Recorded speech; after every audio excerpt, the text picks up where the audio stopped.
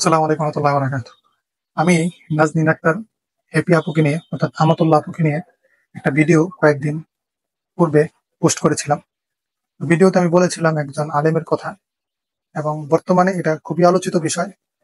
এখানে যে জিনিসটা হচ্ছে যে আলেমের আলোচনা আসলে আমাদের প্রগতিশীল এবং কিছু অধার্মিক যারা আলেমদেরকে কটুবাক্য করতে পছন্দ করে, কটু কথা বলতে পছন্দ করে, তাদের একটা আধিক্যতা আমি দেখতে পাচ্ছি।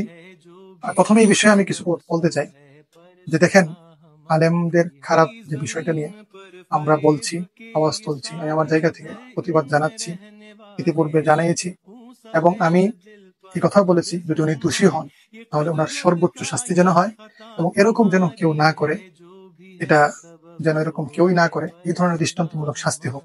আমরা আমাতুল্লাহপুর পাশে আছি। এখন যে বিষয়টা হইতেছে, ফাইজুল্লাহ ফায়েজ নামে একজন অ্যাডভোকেট পোস্ট দিয়েছে, যেখানে উনি অনেক প্রাসঙ্গিক বিষয় তুলে ধরছে যে আমাতুল্লাহ আপুর ব্যাপারে। আমি এখানে বলতে চাই যে পারিবারিক ভাবে অনেক বিষয়ই থাকে যেগুলা স্বামী স্ত্রীর মৃত্যু হয়ে থাকে, যখন এটা কোর্টে যায় তখন পাল্টে অনেক প্রশ্ন আসে।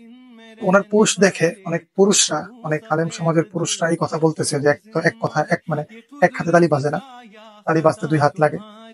এটাও সত্য, কিন্তু সবশেষে মনে রাখতে হবে যে একজন আলেম 8-9টা বিবাহ করছে, এটা সাধারণ কোনো বিষয় না। এটা যে তার অসৎ চরিত্র, তার চরিত্র যে খারাপ, এটা প্রমাণ করে। কারণ ইসলামে এই ধরনের কোনো সুযোগ নাই যে আপনি একটা বিবাহ করলেন, কয়েকদিন ইউজ করলেন, তারপর তালাক দিয়ে দিলেন, আবার একটা বিবাহ করলেন। বাকি দোষ যেগুলা, এগুলা কোর্টে প্রমাণ হইলে, যদি সে সত্যিই দোষ হয়ে থাকে, আর অনেক বিষয় থাকে, হাত তোলার বিষয়, তাকে মারা হয়েছে, অনেক ধরনের সে নির্যাতনের অভিযোগ করছে, এগুলা তো আছেই। এখন প্রগতিশীল এবং কিছু আলেম বিদ্বেষী মানুষেরা এটা নিয়ে প্রশ্ন তুলতেছে যে আলেমরা এরকমই হয়। এর সাথে মামুনুল হক সাহেবের একটা প্রসঙ্গ টেনে আনছে, ইসলামে এই করছে সেই করছে। দেখেন, চোর তার কোনো পরিচয় নাই, ডাকাত তার কোনো পরিচয় নাই, সুদখোর ঘুষখোর বা টাকা পাচারকারী এদের পরিচয় নাই। এদের পরিচয় একটাই, সে দোষী এবং সে খারাপ, সে নিকৃষ্ট মানুষ। এখন একজন আলেম যদি চোর হয় তাহলে আপনি এই কথা বলতে পারবেন না যে একজন আলেম চোর মানে সকল আলেম চোর। যেরকম ভাবে আপনি একজন ডাক্তার যদি খারাপ হয় তাহলে আপনি এই কথা বলতে পারেন না যে এই ডাক্তার খারাপ মানে সকল ডাক্তার খারাপ। একজন অ্যাডভোকেট যখন ঘুষ খেয়ে অ্যাডভোকেটি করে, তো আপনি এই কথা বলতে পারেন না যে অ্যাডভোকেট যেহেতু উনি খারাপ, সবাই খারাপ। সুতরাং একজনকে নিয়ে সবার দিকে দোষ চাপিয়ে দেওয়া, এটা বোকামি এবং এটা কখনোই গ্রহণযোগ্য না। এজন্য যারা এই ধরনের প্রশ্ন করতেছেন, আলেমদের কথা শুনলে, আলেমদের কোনো বিষয় তাদের সামনে আসলে হাততালি দিতে বা কটুবাক্য ব্যবহার করতে আপনারা খুবই স্বাচ্ছন্দ্য বোধ করেন, এটা আপনাদের মানসিকতার দুর্বলতা। আলেম মানে এই না যে সব আলেমই ফেরেশতা।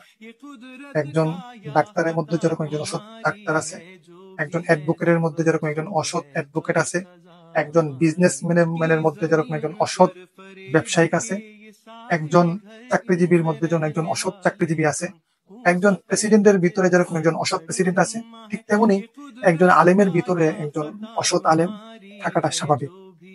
কারণ আলেম, সকল আলেমই যে একদম ফেরেশতা হবে, ভালো হবে, এটা কোথাও লেখা নাই, এটা কোনো প্রমাণ নেই। যুগ যুগ ধরে এরকম অনেক আলেম আছে, অনেক খারাপ কাজ করছে এবং সামনেও করবে। সুতরাং আলেমের নাম শুনলেই হাততালি দেওয়া এবং আলেমের নাম শুনলেই সকল আলেমের প্রসঙ্গ টানা, এটা আপনাদের দুর্বল মন মানসিকতার পরিচয় এবং আপনারা নিচু মন মানসিকতার মানুষ এবং আপনারা আসলে বিবেক কতটুকু কাজে লাগান এটা নিয়ে প্রশ্ন তোলাটা আমি মনে করি স্বাভাবিক। এবং এই কথা আমি মনে করি যে আপনারা বলবেন না। খারাপ সে খারাপ, তার কোনো পরিচয় নেই। চোর সে চোর, তার কোনো পরিচয় নেই। একজন ধর্ষণকারী সে শুধুই ধর্ষণকারী, তার কোনো পরিচয় নেই। সুতরাং যে নারী লোভী, একজন অসৎ চরিত্রের মানুষ, তার পরিচয় অসৎ চরিত্রের মানুষ। সে কোন পেশা, সে কোন ধর্ম, কোন তার যোগ্যতা, এগুলা দেখার কোনো সুযোগ নেই। এই জন্য সবার কাছে আমার রিকোয়েস্ট থাকবে, এই বিষয়টা আপনারা একজন বিবেকবান মানুষ হিসেবে বিবেচনা করবেন। আর পরিশেষে যে পুরুষরা আপনারা এই বিষয় নিয়ে একটু আনন্দ পেতে চাচ্ছেন যে ফাইজুল্লাহ ফায়েজ অ্যাডভোকেটের এই পোস্ট নিয়ে অনেকগুলা পয়েন্ট তুলে ধরছে, তো না না আপনারা অনেকে এই কথা বলতে চান যে এক হাতের তালি বাজে না, 2 হাত লাগে। আমাতুল্লাহ সেও এরকম, সে একটা খারাপ ব্যাকগ্রাউন্ড থেকে আসছে। তো এই কথা বলে হাততালি দেওয়ার কোনো সুযোগ নেই। আপনি পুরুষ বলে এজন্য এই পুরুষের পক্ষ নিবেন, এটাও কিনা এটা ভালো মন মানসিকতার মানুষ না। আপনাকে যে দোষী তার ব্যাপারে আপনাকে তার বিরুদ্ধে দাঁড়াতে হবে, সে জুলুমের শিকার, তার পক্ষে দাঁড়াতে হবে। এবং আমাতুল্লাহ একটা খারাপ ব্যাকগ্রাউন্ড থেকে আসছে, তার মানে এই না যে খারাপ। এটা মানুষজন খারাপ ব্যাকগ্রাউন্ড থেকে আসে, সে অবশ্যই মানে ভালো থাকে, কারণ সে খারাপের সর্বোচ্চটা দেখে আসছে। সুতরাং তার মধ্যে খারাপ হওয়ার প্রবণতা থাকে না।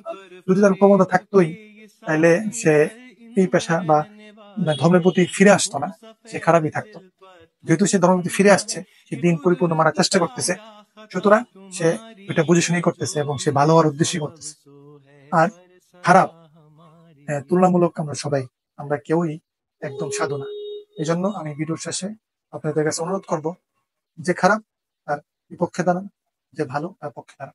हूँ सफेद दिल पत्थर जिम्मा है ये कुदरत का।